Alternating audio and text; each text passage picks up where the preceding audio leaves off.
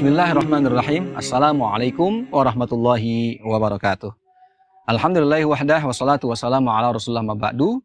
Masih bersama saya Ridwan Saleh. Kita akan lanjutkan kajian sirah kita melalui aplikasi Potret Pribadi dan Kehidupan Rasulullah SAW yang disusun oleh almarhum al-maghfurlah Ad-Duktur Kiai Haji Ahmad Lutfi Fatullah MA. Aplikasi ini merupakan aplikasi yang cukup komprehensif untuk menggali sejarah Rasulullah SAW dari berbagai segi. Kalau sudah siap aplikasinya, boleh langsung kita klik kajian utama. Kemudian kita akan klik kelebihan Rasulullah SAW. Kemudian kita akan klik mukjizat. Kemudian kita akan klik pembagian mukjizat. Dan kita akan klik pembagian mukjizat setelah meninggal dunia, setelah Rasulullah wafat. Baik, ya kita baca dulu. Ya, setelah Rasulullah wafat, tidak hanya semasa hidup Rasulullah SAW dikaruniai mukjizat, akan tetapi ketika meninggal pun Allah menganugerahi mukjizat. Di antara mukjizatnya adalah yang pertama, jasad Rasulullah tidak dimakan belatung atau tanah atau bumi. Jadi jasad beliau utuh gitu ya. Tidak seperti jasad manusia pada umumnya ketika dikuburkan baru sekian tahun saja sudah membusuk. Tapi Rasulullah sudah ribuan tahun, ya jaraknya dengan kita sangat jauh, tapi dijamin bahwa jasad beliau tidak pernah sedikit pun dimakan oleh binatang tanah. Kemudian yang kedua, orang yang menziarahi makamnya akan mendapatkan syafaat beliau. Jadi kalau kita menziarahi makam Rasulullah SAW, ya di Masjid Nabawi, insya Allah kita akan mendapatkan syafaat beliau. Kemudian yang ketiga, ruh beliau dikembalikan untuk menjawab orang yang memberi salam atau berselawat untuknya. Berikut riwayat-riwayat kesimpulan di atas. Pertama, riwayat yang pertama, jasad Rasulullah SAW tidak dimakan bumi dan tidak mati di alam barzah. Aus bin Aus meriwayatkan Rasulullah SAW bersabda, sesungguhnya Allah Azza wa Jalla telah mengharamkan bagi bumi untuk memakan jasad-jasad para nabi. Hadis riwayat Abu Daud, An-Nasai, Ibnu Majah, Ahmad, dan Ad-Darimi. Kemudian riwayat yang kedua dari Ibnu Umar radhiyallahu anhuma, Rasulullah SAW bersabda, barang siapa menziarahi kuburku, maka wajib baginya syafaatku. Masya Allah. Ya, ketika kita berziarah ke makam Rasulullah, kita insya Allah akan mendapat syafaat beliau. Dari Anas radhiyallahu anhu, Rasulullah SAW bersabda, barang siapa menziarahiku di Madinah dengan penuh pengharapan, maka aku akan menjadi saksi dan pemberi syafaat untuknya pada hari kiamat. Ini hadis riwayat Al-Baihaqi. Kemudian riwayat ketiga dari Umar radhiyallahu anhu, Rasulullah bersabda, barang siapa menziarahi kuburku atau menziarahiku, maka aku akan menjadi saksi dan pemberi syafaatnya untuknya. Barang siapa yang meninggal di salah satu tanah haram, Allah akan bangkitkan dia dalam kelompok orang-orang yang selamat pada hari kiamat nanti. Hadis riwayat Al-Baihaqi.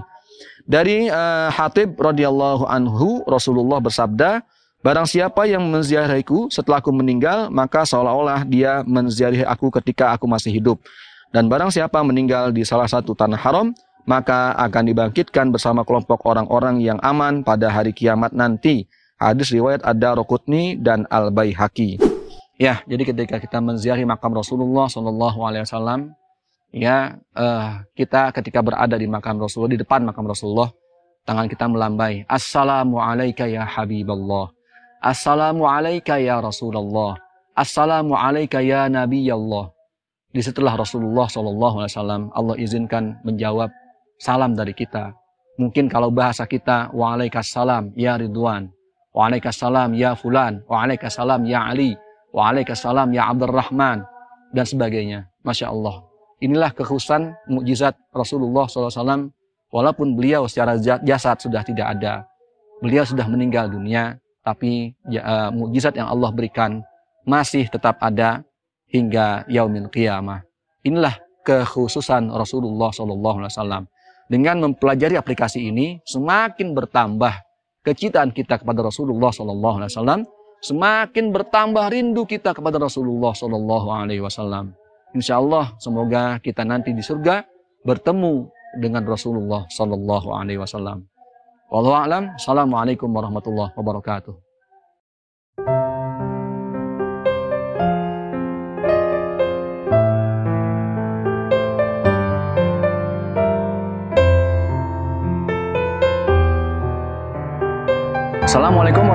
wabarakatuh. Alhamdulillah saya sudah sampai di pembangunan rumah tahfiz untuk menghafal Al-Quran dan juga menghafal hadis-hadis Rasulullah SAW. Kita lihat dulu ya, kita masuk ke lantai 1. Ya, kondisinya seperti ini ya, kita bisa lihat masih dalam proses pembangunan. Juga kita akan lihat juga ya lantai 2-nya.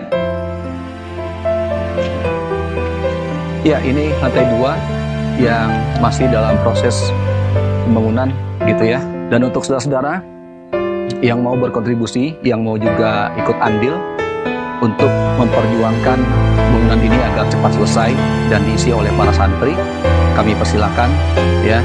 Semoga juga menjadi tabungan amal di akhirat kelak.